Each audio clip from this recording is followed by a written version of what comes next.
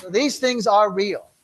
Now, as regarding saints who've had issues, I think the reason that Satan comes at any of us is his attempt to discourage us.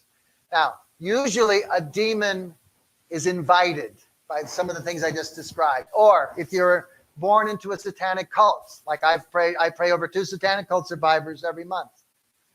They didn't join the cult. One is a generational cult that goes back 200 years. It's part of the Illuminati, which is really the most powerful satanic cult in the world. And it has a whole lot of branches. And so I pray over that woman. I don't do exorcism on her because she's been severely programmed.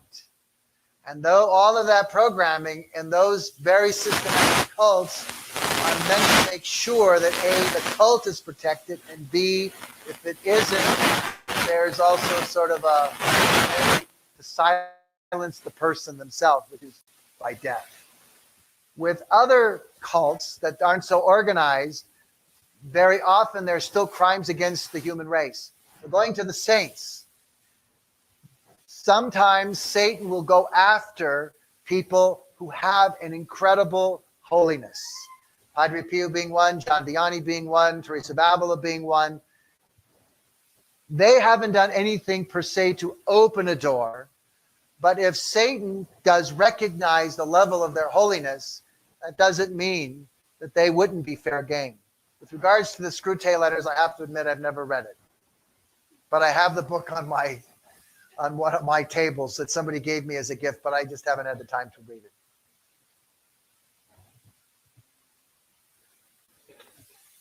Hello, Father. Hi. Could you possibly elaborate a little on the Illuminati? I feel that the other generation might be misinformed as to what it is. Well, I'm not an expert on the Illuminati. I don't know a lot about it. I've really learned most of it from the one woman I know. It is a systematic organization, a systematic satanic organization whose goal is to take over the world and to use at their disposal and to involve people at the highest levels of power in the world. You wouldn't know who those people are in a satanic cult, but the high priest, those who are at the highest realms will do is they will sexually abuse everybody in the cult. And the reason for that is to have control. So sexual abuse is a soul wound. 80% of the people who come to me are sexual abuse victims.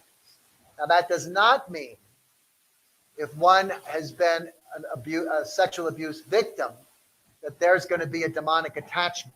However, where sexual abuse is involved and you couple that with involvement in the occult, very often it's a cocktail for a demonic invitation.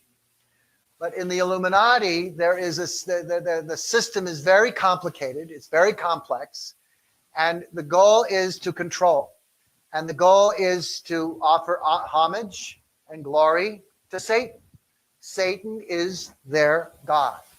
And so human sacrifice, incest, murder, it's all part of the Illuminati. Those are all crimes against humanity.